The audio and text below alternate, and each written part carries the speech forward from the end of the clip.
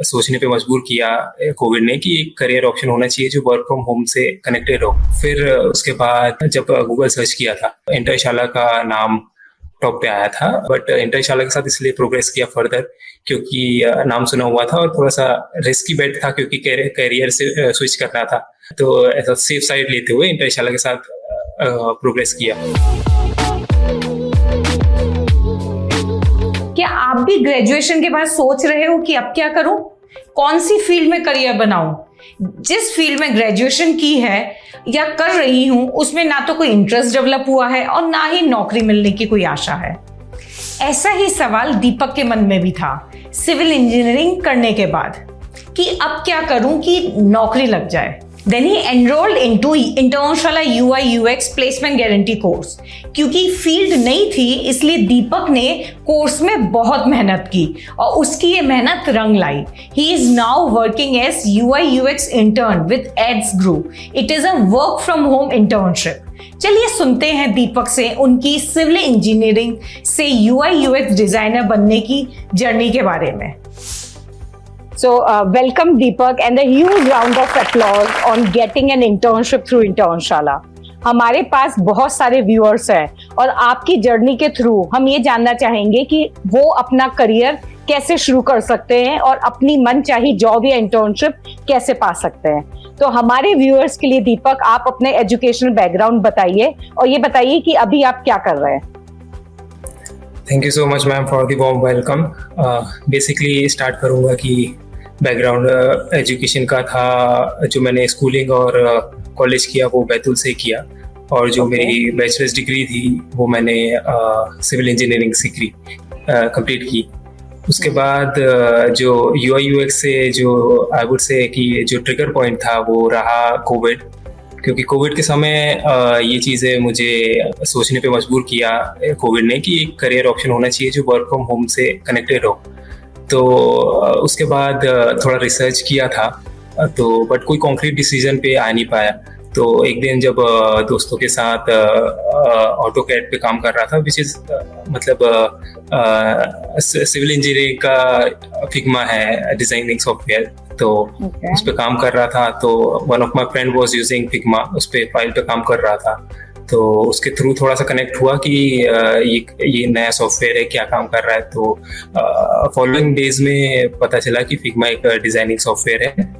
तो फिर उसके बाद सर्च करना चालू किया तो इंटरशाला का नाम टॉप पे आया था जब गूगल सर्च किया था। फिर बट इंटरशाला ही चूज इसलिए किया क्योंकि कॉलेज में एक नाम सुना हुआ था इंटरशाला करके। तो उसके बाद इसीलिए, क्योंकि बहुत से और भी ऑप्शंस हाईलाइट हुए थे, बट इंटरशाला के साथ इसलिए प्रोग्रेस किया फर्दर क्योंकि नाम सुना हुआ था और थोड़ा सा रिस्की बेट था क्योंकि करियर से स्विच करना था, तो ऐसा सेफ साइड लेते हुए इंटरशाला के साथ प्रोग्रेस किया। ग्रेट। सो आपने कौन सा कोर्स किया इंटरशाला से? मैम UI UX डिजाइनिंग का placement course. Okay, इंटरनशाला UI UX placement guarantee course you did, right? तो अभी आप क्या कर रहे हैं? मैम अभी इंटर्नशिप चालू है, it's been a week. Ads grow नाम की कंपनी है, उनके साथ कनेक्ट किया है। ओके, एंड आपकी ग्रेजुएशन कब आपने कंप्लीट की? ग्रेजुएशन मैम 2022 में। 2022, and when did you take this course? उसके बाद आई वुड से 6 मंथ्स के इंटरवल में अक्टूबर के आसपास ले लिया था एक कोर्स। Okay, great. तो आप कैंपस प्लेसमेंट्स के लिए नहीं बैठे अपने कॉलेज के बाद? बैठे थे मैम, उसमें किया भी था। फिर 6 मंथ्स की उधर इंटर्नशिप करी थी सिविल में। फिर परफेक्टली फुल टाइम जाने से पहले ये चीजें सामने आ गई UI UX की, और ये थॉट प्रोसेस की एक वर्क फ्रॉम होम में ऑप्शन चाहिए। तो उसके बाद इसमें कैरियर और एनरोल कर लिया था इस इंटर्नशिप में, इंटरशाला की इस कोर्स में। Okay, great. सो जैसे कि आपने मुझे अभी बोला कि आपने रिसर्च किया गूगल पे और जिससे आपको इंटर्नशाला आपने फिर सेलेक्ट किया, तो क्या आपके क्राइटेरिया थे इस कोर्स को सेलेक्ट करते टाइम? जैसे आपने और भी दूसरे कोर्सेज देखे, यस इंटर्नशाला का नाम सुना था, कॉलेज में आपने आपको पता था ट्रस्टेड ब्रांड है, उसके अलावा और क्या क्या फैक्टर्स थे इस कोर्स को चूज करने के? बेसिकली मैम मेन फैक्टर तो वर्क फ्रॉम होम था, उसके बाद सेकेंडरी पे था कि कोडिंग से उससे रिलेटेड नहीं होनी चाहिए, because I was good in related to, अगर आप इस फैक्टर को भी देखें कि कंप्यूटर यूज करने में या सॉफ्टवेयर सीखने में, क्योंकि ऑटोकैड ऑलरेडी मैं यूज कर रहा था, विच इज एक्चुअली सिमिलर। जो मेन अट्रैक्शन पॉइंट था कि वो यही था कि फिग्मा और जब ऑटोकैड को कंपेयर किया तो बहुत सिमिलर सा था, तो स्विच करने में उतना डिफिकल्टी भी नहीं हुई। तो पहला क्राइटेरिया तो वही था, और दूसरा ये था कि कोडिंग वगैरह से थोड़ा सा कनेक्शन कम ही हो। तो उसके बाद यूआई यूएक्स थोड़ा सा 2-3 ऑप्शंस थे। तो उसके बाद फर्स्टली पहले तो मैंने फ्रंट एंड ही सोच लिया था, पता नहीं क्या दिमाग में आया था, तो फ्रंट एंड की तरफ ही चला गया था। फिर जब इंटर्नशाला पे कोर्सेज वगैरह पे मैंने इनिशियली फ्रंट एंड पे ही कर दिया था। फिर आपके जो करियर काउंसलर थे प्रतीक सर, तो उनके थ्रू बहुत सी गाइडेंस मिली, और थ्रू आउट द प्रोसेस और through out the I would say कि लर्निंग के समय उन्होंने बहुत ही गाइड किया, बहुत ही मेंटोर किया, तो उनको भी बिग थैंक यू। हाँ, तो फिर आप फुल स्टैक डेवलपमेंट से आपने फिर यूआई यूएक्स को चूज किया, बिकॉज उसमें कोडिंग एक फैक्टर नहीं इन्वॉल्व था। हाँ, प्रतीक सर ने ये चीजें क्लियर आउट की थी मुझे कि आपका बैकग्राउंड तो सिविल का है, और भले ही आपको सॉफ्टवेयर आता है, बट इसमें आपको बहुत हो सकता है कि डिफिकल्टी आ जाए फ्रंट एंड में। तो आप डिजाइनिंग फील्ड से हो तो आई वुड प्रेफर कि you would go to UI UX. तो थोड़ा सा उसका कैटलॉग वगैरह भी देखा, तो थोड़ा कन्विंस हो गया था मैं कि let's go with UI UX.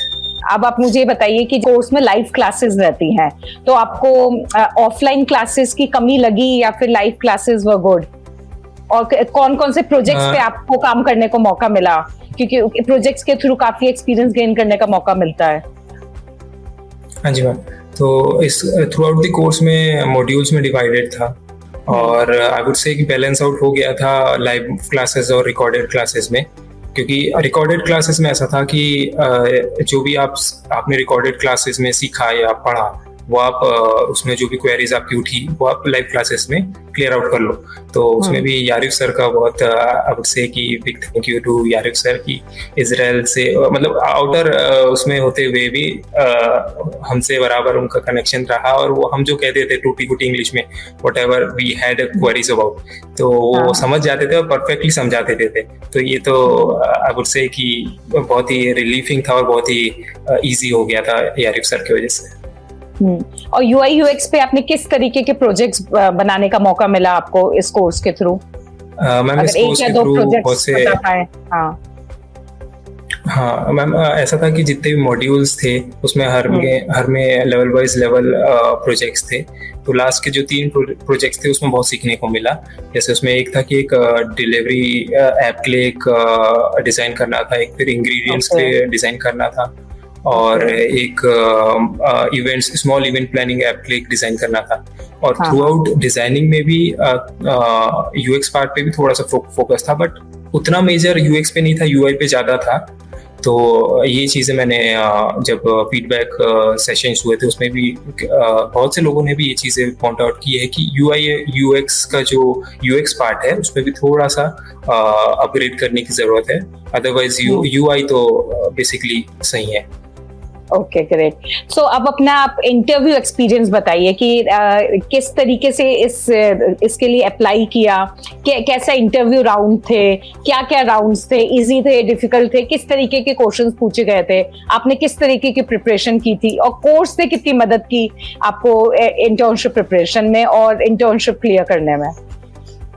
Internship interview हाँ जी, बेसिकली आपके चैनल पे आने का मेन रीजन ये था कि ये पॉइंट आउट करना कि इंटर्नशाला का जो प्लेटफॉर्म है which is providing internships to the interns, ये मुझे बहुत ही आई वुड से कि बहुत ही प्रोग्रेसिव था और बहुत ही रिस्पॉन्सिव है as comparing to other platforms. बहुत से अप्लाई किए बट द रिस्पॉन्स वाज कि अनफॉर्चुनेटली हम आगे नहीं बढ़ पाएंगे। अब अप्लाई तो टन्स में किया था, उसमें तो कोई इश्यूज नहीं थे, बट रिप्लाईज तो सिमिलर ही थे, क्योंकि बेसिकली आप इंटर्न हो, आपके पास कोई एक्सपीरियंस नहीं है, फिर आप पे वो रिस्क इस बात पे लें। तो ये क्योंकि आई फील कि इंटर्नशाला का जो प्लेटफॉर्म है ये बेसिकली बैक करता है इंटर्न्स के लिए और जो भी फ्रेशर्स हैं। तो यहाँ पे बहुत ही ज़्यादा आई फील कि जितने भी मैंने अप्लाई तो बहुत ही सारे किए थे, सब में कर दिए थे, सबके ही असाइनमेंट्स किए थे, सबके ही रिप्लाईज आए थे। तो वो थोड़ा सा मोटिवेटिंग होता है कि भैया रिप्लाई आया है तो लेट्स डू फर्दर। अगर रिप्लाई नहीं आ रहा है तो डिमोटिवेट भी हो जाते हैं, और फिर ये भी रहता है कि अब क्या ही अप्लाई करें, आप दूसरे में अप्लाई करें भी कि नहीं करें।